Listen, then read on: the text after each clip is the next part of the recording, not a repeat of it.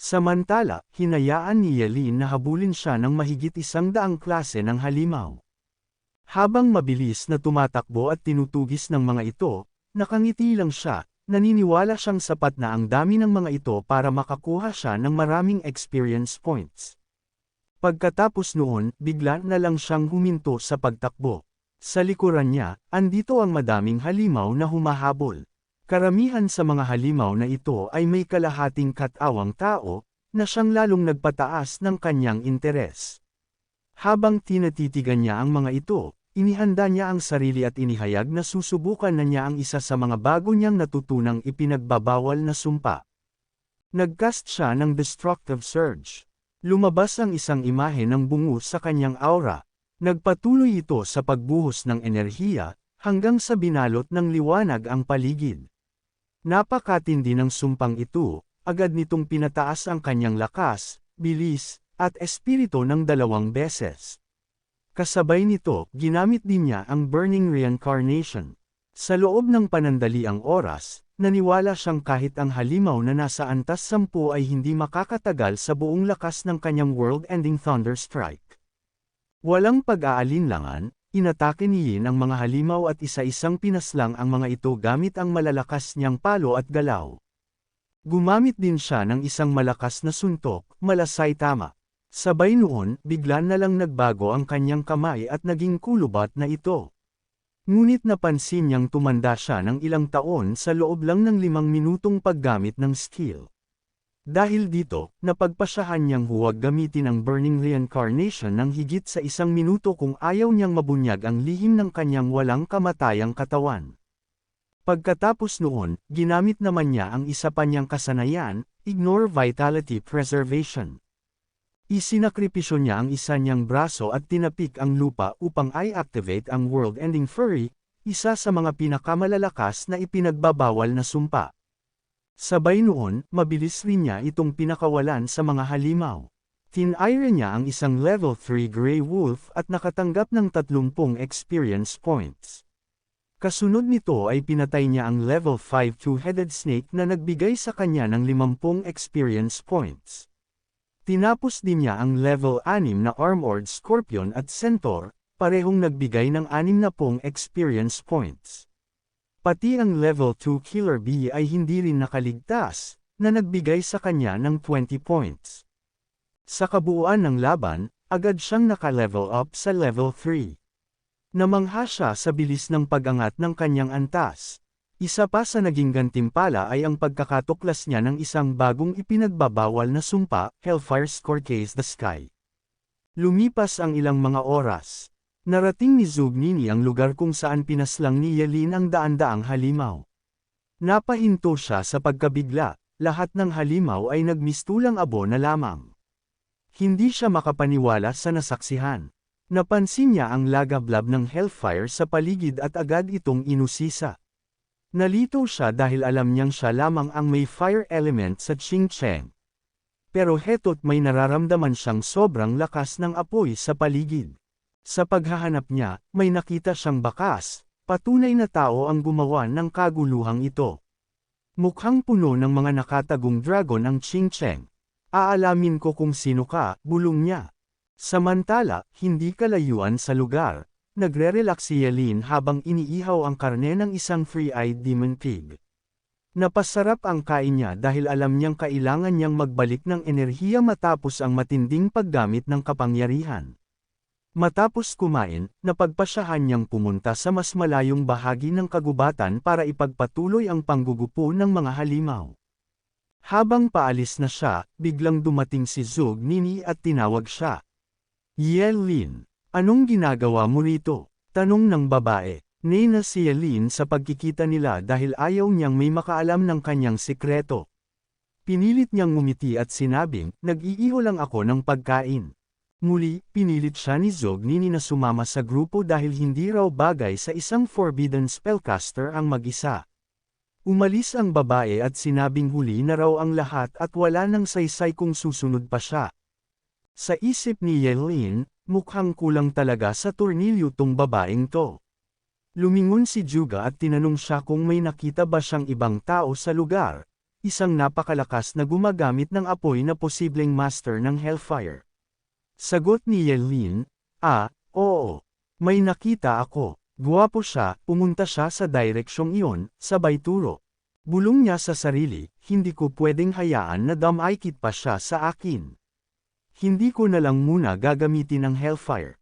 Habang naglalakad si Zugnini, sinisisi niya si Yelin sa hindi pagsabi kung sino ang totoong gumamit ng Hellfire. Paglingon niya sa itaas, isang anino ang bomb alot sa paligid. Isa pala itong level 8 Dragon Blood Behemoth. Umatake ito at muntik na siyang tamaan. Hindi makapaniwala si Zugnini na may ganitong antas ng halimaw sa lugar. Agad siyang lumingon sa paligid upang hanapin kung saan na nagpunta si Yelin, ngunit napagtanto niyang tumakbo na ito dahil sa kaduwagan.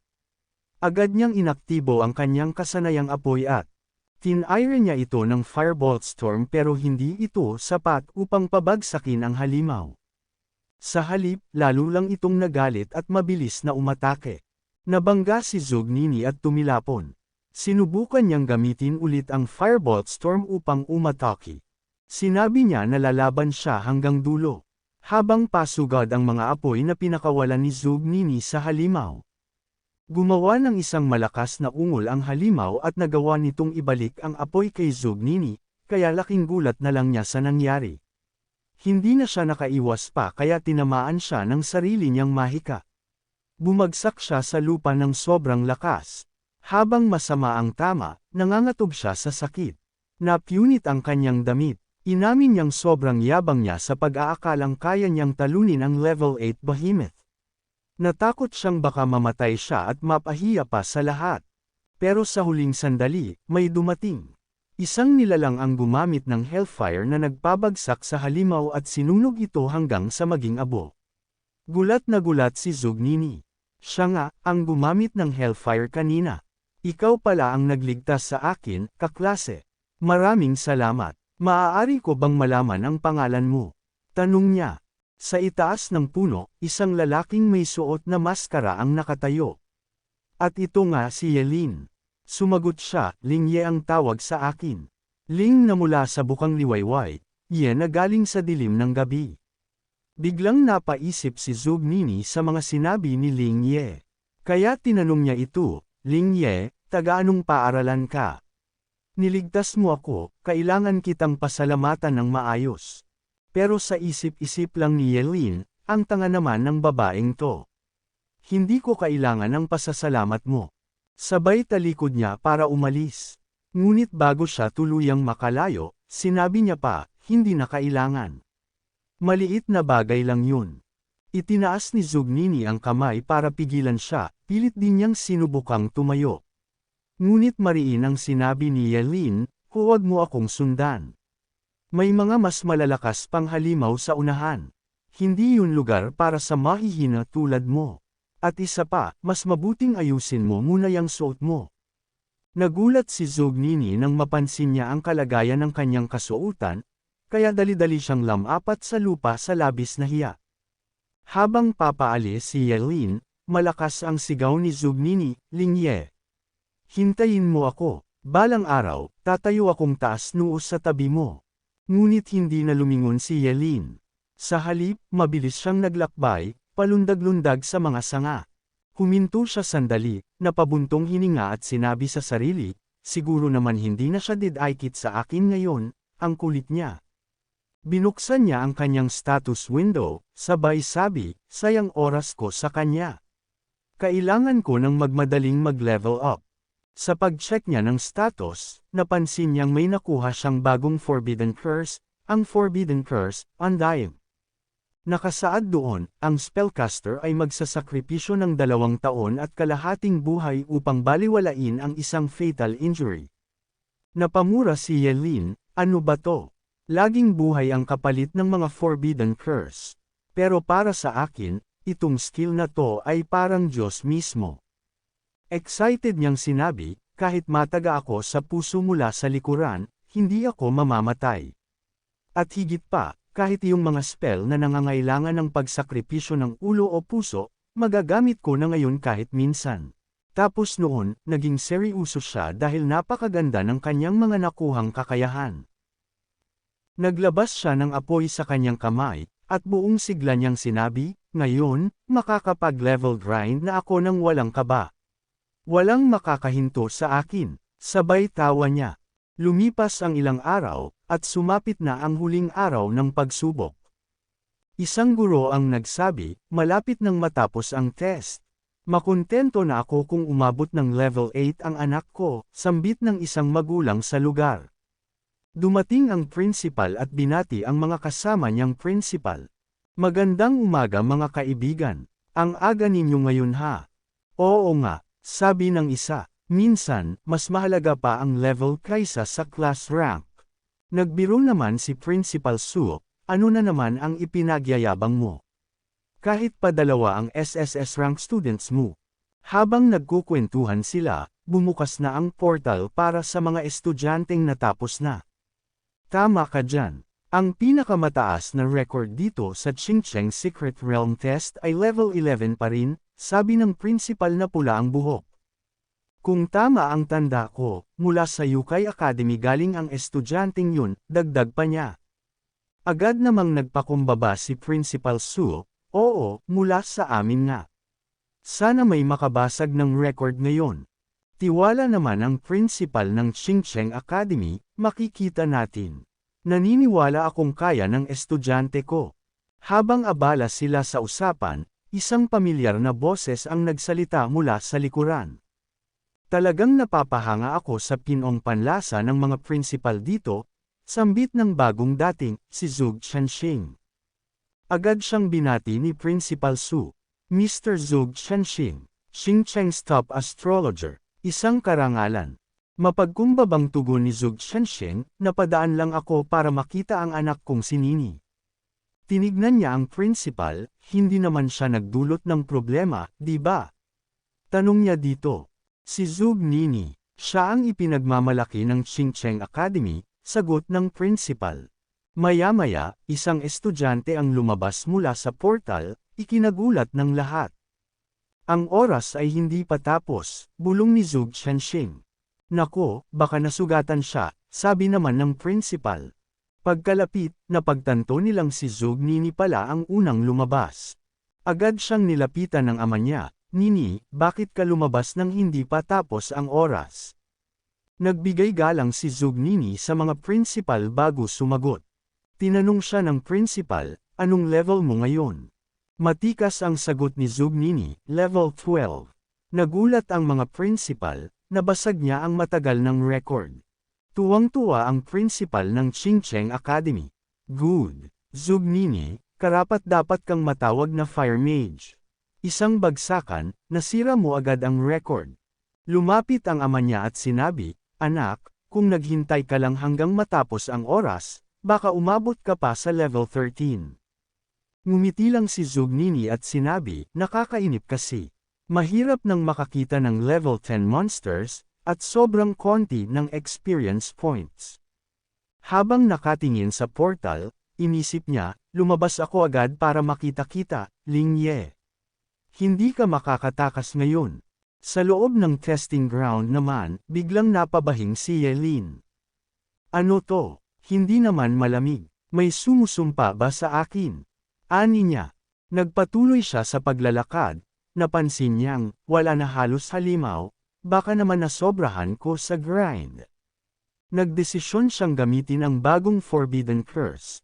Forbidden Curse Instantaneous Dance, nagsasakripisyo ng isang organ, at depende sa kahalagahan ng organ, tumataas ang agility ng hanggang 10 beses sa loob ng isang oras. Sinakripisyo niya ang isang kidney, at ang bilis niya'y lumobo ng hindi kapanipaniwala. Kahit level 50 assassin, hindi makakasabay sa bilis ko ngayon. Sambit niya habang tumatawa, halos lumilipad sa kanyang pagtakbo. Nahawi niya ang hangin sa paligid sa kanyang bilis. Sa unahan niya, nakakita siya ng 3 three-headed storm mantis.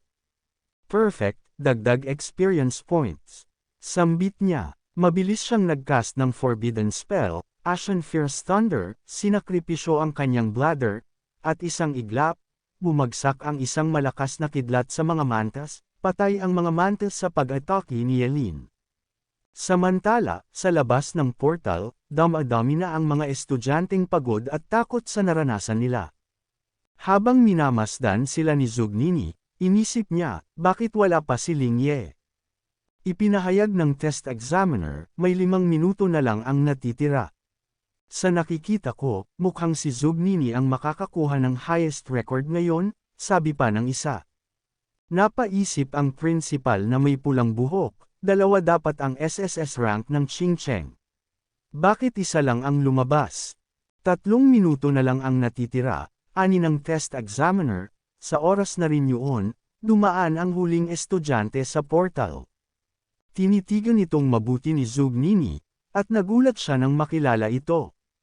Si Yelin pala, sinabi ni Yelin, natapos na ang oras, kaya lumabas na ako. May problema ba? Tumalikod si Zugnini at inis na sabi, bakit ikaw pa? Duwag. Nagtaas ng kilay si Yelin. Anong problema ng babaeng ito? Psycho ata. Lumapit ang principal kay Yelin at sinabi, Yelin, sa wakas, dumating ka na rin. Anong level mo? Tanong ng principal. Magalang na bumati si Yelin. Level 16, principal, sagot niya. Nagulat ang lahat sa paligid. Hindi makapaniwala ang lahat, dahil ang dating pinakamataas na record ay level 11 lamang. Isang baguhan sa Secret Realm Test, at naabot ang level 16. Hindi sila makapaniwala kung paano yun nangyari. I got so much more.